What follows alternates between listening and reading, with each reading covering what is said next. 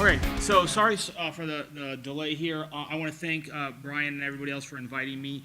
I'm Brian Van Essen. I'm from Lawrence Livermore National Lab. We are a FFRDC in the United States. And I'm going to talk to you about some work we're doing on foundation learning for AI for synthesis knowledge, a project called FLASK. The idea is that we're going to develop a foundation model to help us do molecular discovery. I want to thank the fantastic team we have here, and I actually want to note that we have a number of ETH alumni, Nikolai Dryden and Talbin Nunn. We've also had a student last year from ETH, as well as 3 students coming up this year. So again, while we are a national laboratory, we do have a lot of foreign nationals who work with us and collaborate with us, and we'd love to extend that going forward. So if you have questions, please contact me. So these are sort of what we do as a mission-driven laboratory. We have a lot of work in core competency, everything from inertial confinement fusion. You may have heard a couple years ago we created the first laboratory-controlled fusion environment with the National Ignition Facility, all the way to HPC, where we have the largest acknowledged HPC system in the planet right now, El Capitan. And so that really allows us to drive our mission science. And we have several core missions down there that really are why we exist and why we continue to get funded in these crazy days. So some of the key things we do is a lot about material discovery and design, and this goes everything from plastic scintillators that you use and optical crystals that you use in the National Ignition Facility, all the way to energetic materials that, again, we use in a variety of different ways. And so I'm going to talk to you about how do we think about bringing AI into the fold on developing new molecules and subsequently new materials. So you might say, well, what's the state of the practice right now? Well, there's a lot of work on using sort of standard forward propagating models where you can say, here's some constraints, let's project that in design space, and that's very interesting. And there's a lot of work right now on reverse design or inverse design where you say, let's optimize it for a property or two and then project out what kind of molecule you want.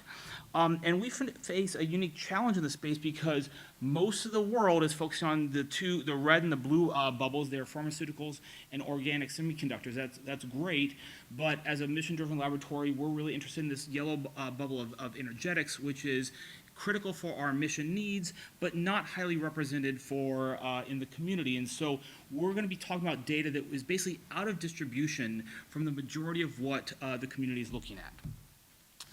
And so why aren't we seeing more success from some of these models here? And part of it is that we have multi-property optimization is pretty challenging for a lot of these generative models.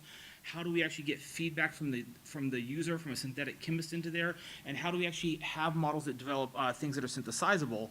And so this is a project. It's a large strategic initiative that we have at the laboratory. It's about 18 months into a 3-year project. And as you saw, we have a number of performers. But the idea of this project was, can we use a data-hungry method such as foundation or deep learning AI in a data-starved regime where you don't actually have that many examples of the molecules and the synthesis routes that you care about. And so we're really trying to tackle this whole idea of developing a foundation model where it is good at general synthetic chemistry and then is specialized for our key mission need.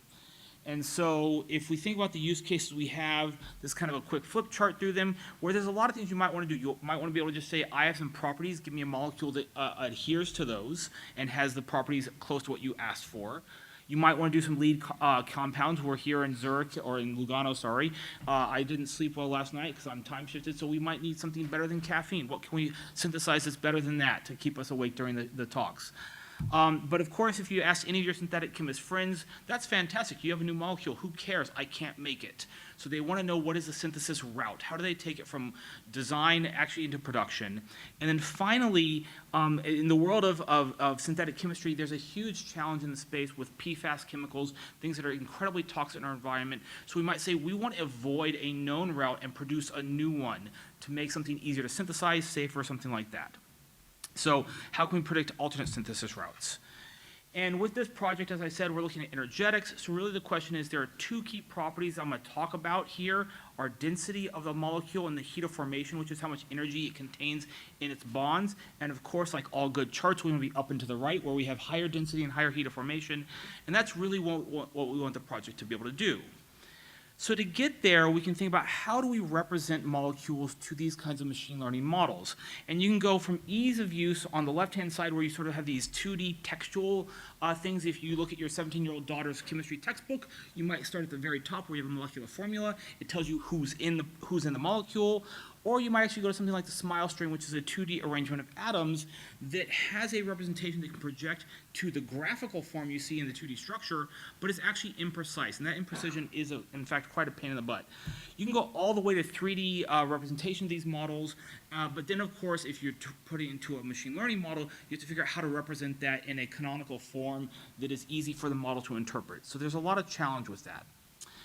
As I said, in this part of the talk, we're going to focus on two properties, density, heat of formation, which are absolutely critical, and we have a 10,000 sample data set that we've been developing in part through experimental results, but also through a DFT-based pipeline where we're able to actually, use some traditional modeling and simulation to create a bunch of key properties, but DFT, of course, is very, very expensive.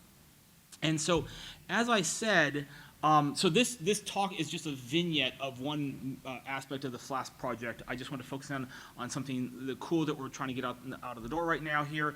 And the idea is that it's very hard to get models that behave well on out-of-distribution data. Another way to think about that is most AI models work really well on interpolation if they are trying to fill in spots within sort of the data set that they were trained on. But if you do extrapolation, most of them go off the rails pretty quickly. And we see that for these chemistry-based models as well. And so, but like you heard from the keynote yesterday, if you have physics-informed machine learning, you can add PDEs and other kinds of constraints to your model. We don't really use PDEs at this top level here for chemistry, but the question is, can we have chemically informed neural networks or AI models where you bake in some invariants that we know from, again, from our synthetic chemist friends that help us develop more robust models. And so that can be anything from invariant properties like bonds and what kind of atom types to equivariant properties like what the position and are they translational or rotationally invariant.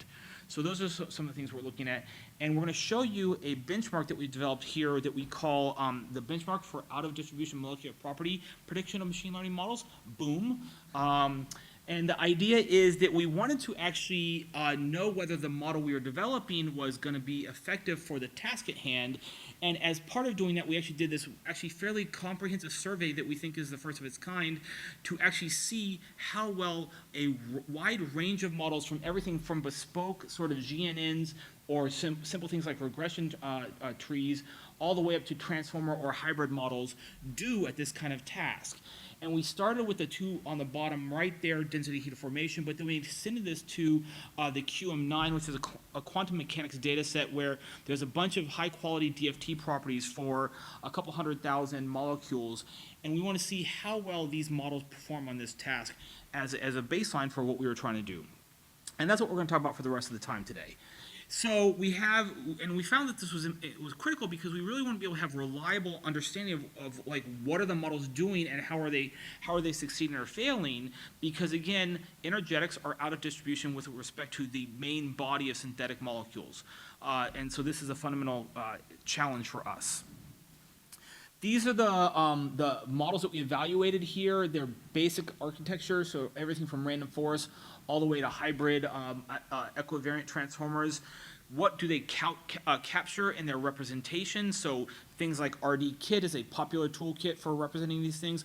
SMILES, you'll see a lot of those, and those are very natural for large language models to work with, all the way to ones that have very rich atom, bond, and pairwise distance interactions, and what their symmetry properties are in the number of parameters. And so what you're going to see is that they vary in quite interesting and different ways. When we talk about out of distribution, what we've done is we've taken both our 10K data set and this QM9 data set, and we have partitioned them so that for each property, we have an in distribution and out of distribution set, and as well as a training set that captures the in distribution part. So shown here in orange is what our train set is, and then our held out evaluation set. Again, we have hard partitions, and it's done by property value. So it's not necessarily the same molecule is out of distribution for everything. It's out of distribution for that particular property, say HOMO-LUMO gap. So just a sort of top level summary here. If you look at a few of these models here, what you can see is that how well they do based on RMSE varies quite a bit, where you go all the way from 34 on out of distribution to 9,000, which is really not doing well for that particular thing. And then there's the R-squared coefficient as well. If you look at a parity plot on the right-hand side, we're showing the true density on the x-axis, the predicted density on the y-axis, with the in distribution shown in orange, which is always going to be the middle of the plot, and the blue distribution tails on the upper and lower bounds. And what you really want to do is, this is actually a Kim-Prop model that's doing reasonably well on density, where they're reasonably aligned on that that parity line. So that's pretty good. What happens when you start, this is just if you look at the density for a wide range of them, so I'm not going to go through each one of these, but you can see when they start looking flat on the ends, that's bad. So here we have the random forest, which is not terribly chemistry informed. Kim Butter and Kim Prop don't do well at all. And then if you go to ones that have either more structural information, like a graph representation in their 2D representation, or all the way going to 3D, where they have like DFT-based coordinates provided for them, or the equivariant transformer, they do much, much better on density. So that's great. Okay, let's do this for heat of formation now. One of the things we care about, again, the more basic sort of smile-based ones do not do well. They don't generalize outside. And then the structural ones and the 3Ds do a lot better. Okay, so are we done? Well, okay, let's look at the whole set of data, and the answer is no, which is why we're here today. So we have density heat of formation, which we do care about, and what we're showing here is for all of the properties that we care about, as well as the QM9, we have rescaled their RMSE so we can plot it on the same thing. I think we've actually dropped off the regression transformer, which was a model we were looking at, because it sort of blew things out of the water. And orange is good. That's a low RMSE, so that's the in distribution. And when the blue is close to that, that means the model's predicting close to its in distribution error. And so you can see, again, for heat of formation and density, it does pretty well. But for all of those other properties shown with the blue really up at that sort of midpoint line, particularly like HOMO, LUMO, and GAP, as well as mu, they really aren't doing well. And so we're not able to actually have a model that is predictive for these kinds of properties. And when you think about synthesizability as well as general performance, this really limits our ability to extrapolate. So let's go a little bit deeper and see what's happening. If we think about what we see with representations here, there are sort of three main classes at this point. There's the smile strings, which is sort of the most easy to represent. That's this sequence of characters that you put down that roughly capture the structure. Okay, great. You can see in red that it's pretty much doing the worst on every single property that we care about. So that's not terribly good. Again, 3D coordinates are actually pretty good for in distribution and out of distribution. You can see they're mostly all black, so they're pretty decent. But again, they can be pretty challenging to find good canonical representations, and actually getting good high-quality 3D coordinates is challenging. And then explicit bonds is sort of like having a graph representation is a pretty good middle ground, and we're going to come back to that at the very end of the talk here. So having that structure and geometry really does help. And this is sort of, again, when we think about physics-informed neural networks, in some ways this is a chemistry-informed representation where you're baking in some of that implicit knowledge that you have as an inductive bias into the model itself. We also want to explore what happens if you deal with pre-trained models. So this is a mole former here, which was trained on 1.1 billion labels, unlabeled smile strings, and then we elevated it. So the solid lines, either blue or orange, are if we pre-trained the model from scratch, just on the test or on the train set. And then the hashed line variants of those are if we took the pre-trained, The solid colors are from scratch models. The hashed lines are pre-trained on 1.1 billion unlabeled smiles and then elevated and fine-tuned with our training set. And what you see is it doesn't buy you a whole lot. There's a couple places where it gets a little bit better, but this sort of standard pre-training method is not improving. And we saw this for mole former, Kimberter, and regression transformer. We did see that doing some data augmentation really does help. So adding a couple of out-of-distribution samples, anywhere from 0 to a couple thousand, on the x-axis shown here, can dramatically bring down the RMSE of the out-of-distribution samples on the y-axis, or not dramatically, by some amount. So that's pretty good. And it varies based on some of these properties. So like mu is actually pretty obnoxious there. But this does give you hope that you can actually compute your way out of this sum by doing some DFT pipelines or experimental pipelines to get through part of this. So that's exciting. But we do see that while 3D is an improvement, it helps in some situations. And it turns out that you can sort of think about this in terms of extensive versus intensive properties. And so the intensive ones that are typically more challenging are the ones that are sort of not based on the shape and volume of the molecule that's being taken up. So that's why the 3D doesn't help as much. And those are shown there on the right-hand side. We also did look at a more modern model called Modern BERT, which came out during the course of this project, and it has some key innovations. In particular, they have a new type of pooling bias, which really actually helped. And what you see is if you compare Modern BERT versus other two transformer style, Kimberta and Moleformer, which were developed specifically for chemistry, you can see that in green, Modern BERT is doing way better on many of these properties that we care about. But again, it's not all good. These sort of intensive properties like homolumen gap and mu are still quite challenging. So we don't really have a solution for that. So what have we learned from this? Well, okay, one is that getting 3D information is really a key part that's very useful in doing strong molecular representation. Pre-training helps some, not a whole lot. Using DFT to actually compute some examples in your outer distribution set can really help. And having that, I mean, the bottom line here is having that inductive bias or that chemistry-informed representation and thus model can really help with learning some of these latent features. This is going to take a step back. So we did that on sort of the standard set of existing work there.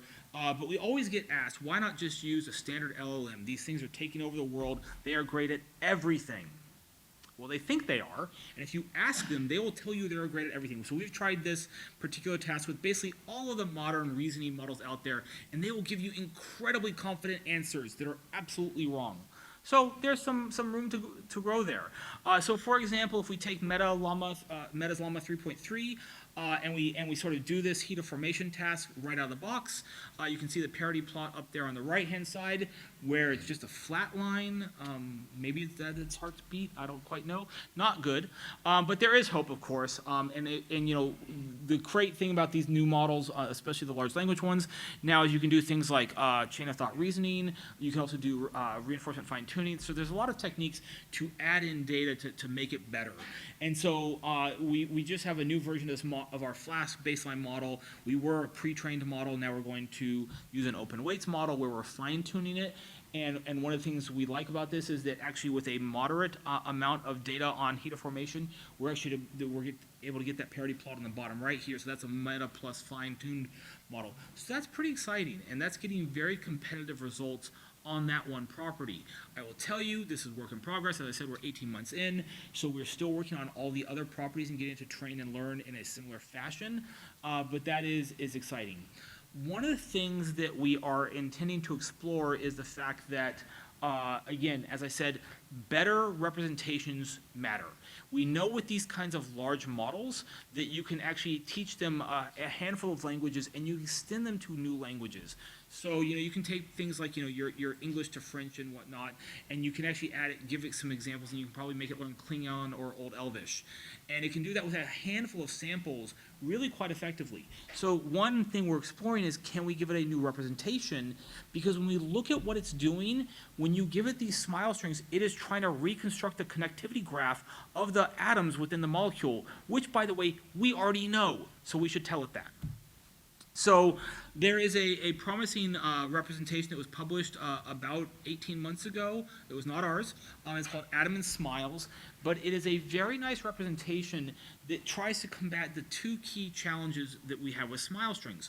One of which is, if you look on the right-hand side, is it turns out that while smiles are supposed to be canonicalized, they are not unique. And so that is a smile string that has two different molecular representations, which I'm told matters. So that's important. But the second thing is this is baking in the neighborhood information for each atom in the smile string, where you basically break it down. So you take your original one, you take each molecule shown up in the canonical smiles representation, and you add basically this neighborhood information. Everything after the first semicolon is sort of like who your neighbors are, and that gives you a unique encoding that has captured some of that key information. So that's great. You can now differentiate like which carbons they are and which oxygens. So this is really cool.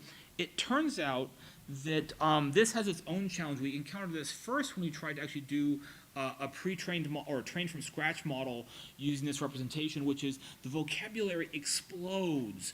And if you look at any single data set, you actually probably have very little overlap with subsequent data sets, because your token is now, for every atom, the entire neighborhood with it.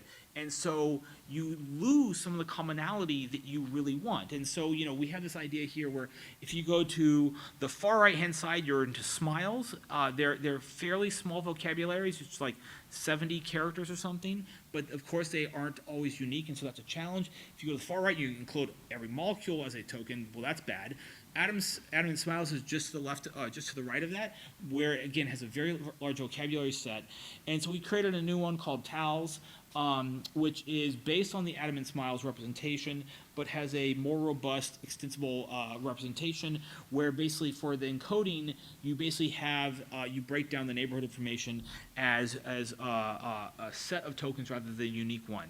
So we're evaluating right now whether telling a large language model that knows smiles to learn TALS or AIS and be able to say, this is how you should think about reasoning with these molecules, and see where that's going to go. Okay, so man, am I cooking through this? I'm going to be on time and with some time for questions here. So what have we learned? It turns out that good out-of-distribution performance is not impossible. There are models that do it well for many tasks, but not all. There's definitely open room for research here. Being able to have that inductive bias, give it what we know, right? Don't make it learn all of chemistry from scratch, is way better than just saying, like, here's a bunch of characters to figure out what we meant by that. We do see that normal pre-training is not as helpful as models with the high induction bias, the high representation. So again, 3D can help, but we're looking at some different representations. Modern BERT is a fresh shot in the arm there about something that's a transformer that actually really does quite well.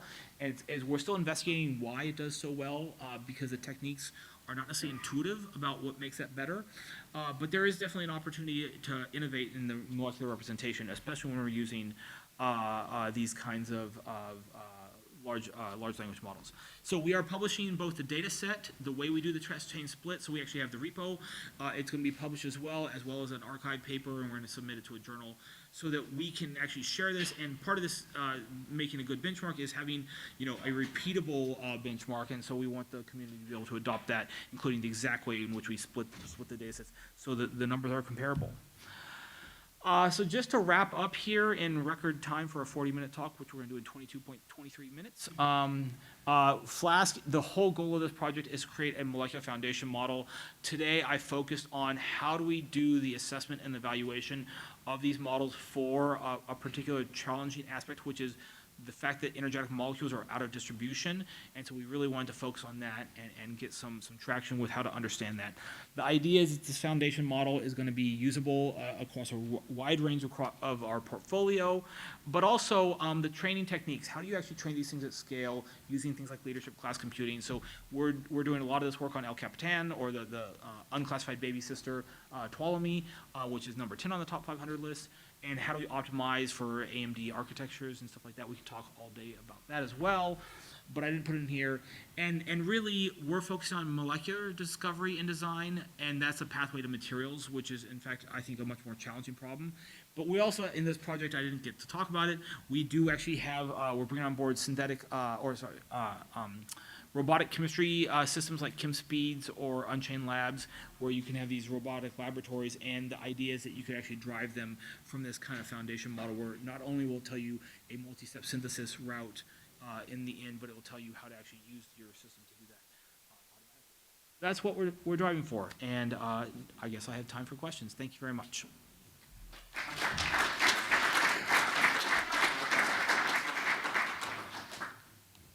Okay, any questions for Brian? Okay.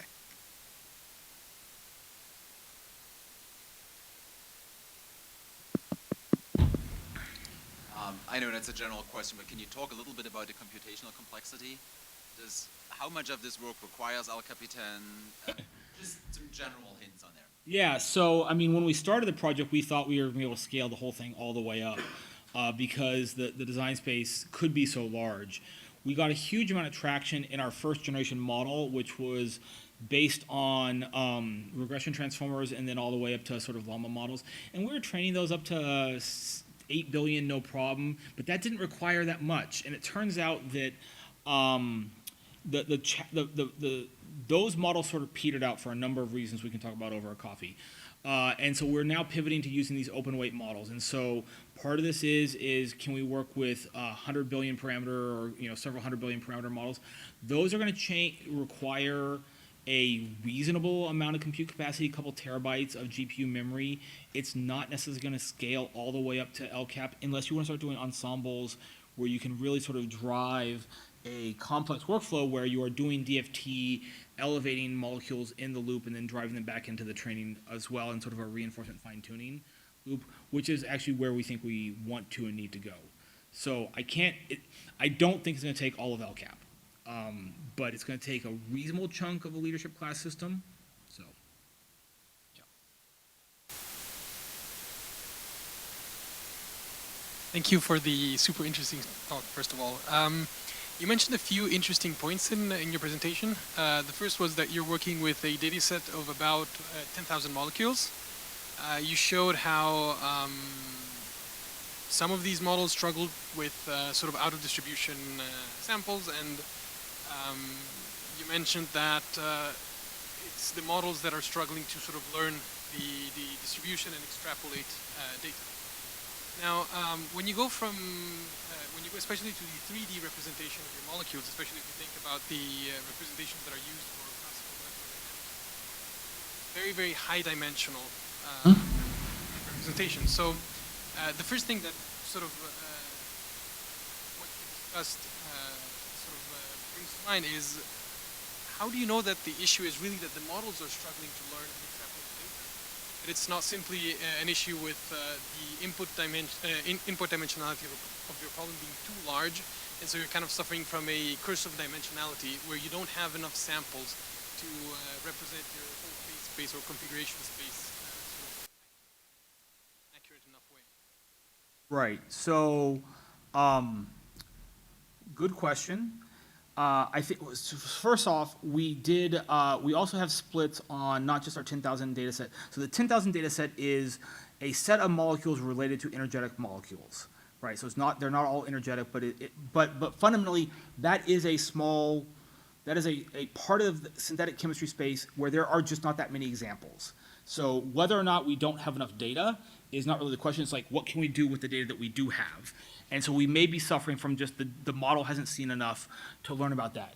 When we look at things like QM9, that's a couple 100,000 molecules that have been simulated there. Some of the models that were trained that also didn't perform well were trained on several billion molecules. And so it may be that we just need more. But of course, if your answer is you need more and you get that from crystallography, light sources, and DFT, you're kind of screwed if you need billions of those. So we can't compute our way out of that using brute force techniques. We've also seen other models here. One I didn't show, there's an interesting model that came out during the course of the project that we've been evaluating called MACE, which is a graph neural network, sort of more traditional approach that's designed to be a fast surrogate for many DFT-related calculations.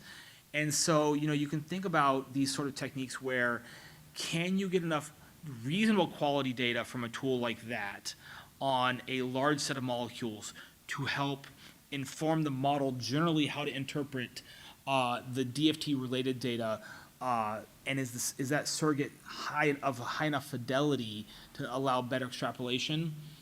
I think it's going to help, but I think it's not going to be a replacement for better representations. I think it's going to be we have to do both. Thank you very much. Yeah. Got time for one more, okay? That mic I would just shout. It's not that much of a help. Like mixture of experts type models instead? We have not had a chance to play with mixture of experts type models. That's a great question. And part of that is just, we didn't grow an MOE from scratch. And at the time, there was no available open weights model that we could use. Llama 4 dropped this weekend. So after we do a Gordon Bell submission on next Tuesday, we'll be looking at that open weights model and how MOEs can do better. And that provides a lot of opportunity to think about, can you differentiate parts of the model? Can you elevate them in an appropriate way? But it'll be an interesting challenge to think about how we fine tune and train those.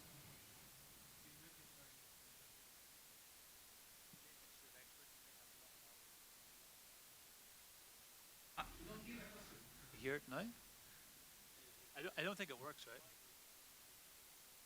I'll repeat the question. So, yeah. So like you might have one part of the model which is going to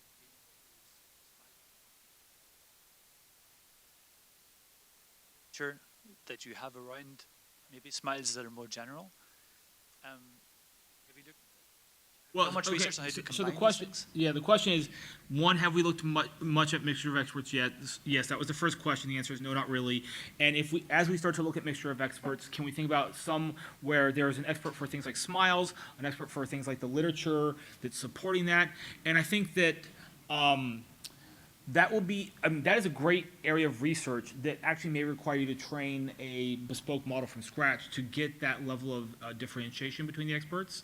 The other question is, this is an open research question, is can you take an existing model with a mixture of experts and add in new experts and retrain the router as well without losing everything else that made that model good to begin with? So I think that's, again, an open question that we intend to be evaluating, but we have not yet had a chance. All right, thank you, Brian Van Essen. Thank you. All right, so